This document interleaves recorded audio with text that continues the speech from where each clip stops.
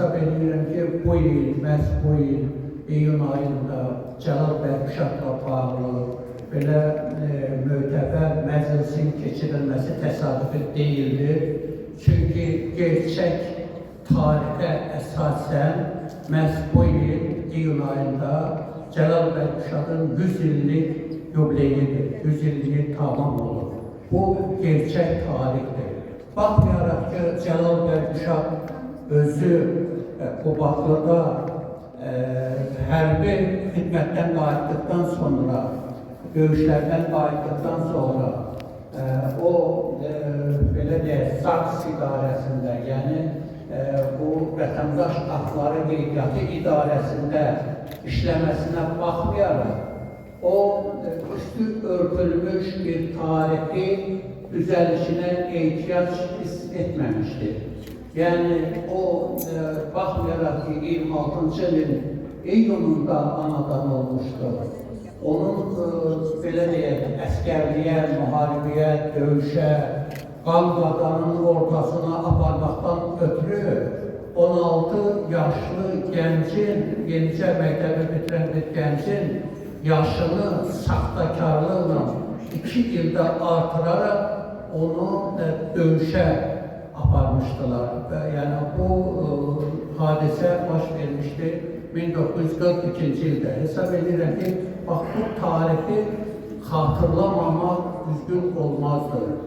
Cəlal bəy Quşadın ruhu şad olsun. Bu tarixi faktlar və geniş təfsilatı ilə bugün təqdimatını keçirdiyimiz kitabın müəllifi Lütfiyə xanım Əsgərzadə tam faktlar və sənədlərlə təqdim etmişdir. Lütfiyə xanımın bu kitabının mən deyərdim, bel sütunu, bütün o əsas hissəsi artıq materiallarından ibarətdir.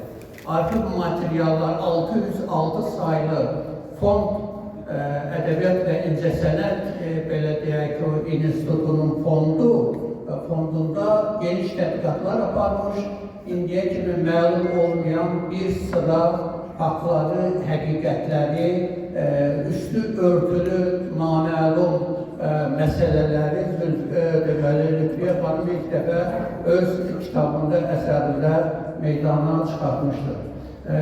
Mən bir məsələni də vurğulamasam olmaz. Bildiyiniz kimi, həmin kitabda deməli və ümumiyyətlə bütövlükdə Cəlal bəy Quşadın şəkillərinin gənclik illərinə baxsaq, biz onu bu Amerika filmlərində Rembo'ya bənzətmək olar. Yəni cüssəli, idmançı bir görkəmi, Allah Teala elə bir bu insanı bir buz baltası kimi yaratmışdır.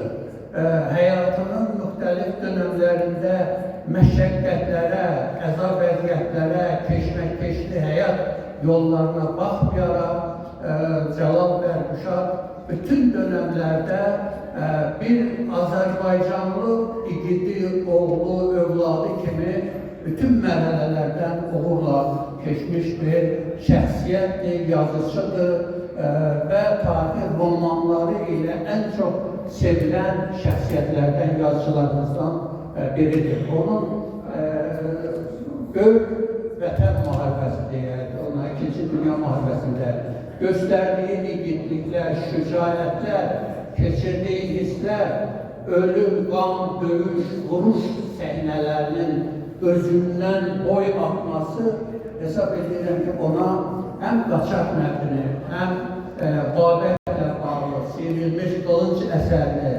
yaratmasında hadisələrin, mənzərələrin real, gerçək portretini yaratmaqda ona böyük deməli faktlar vermişdir.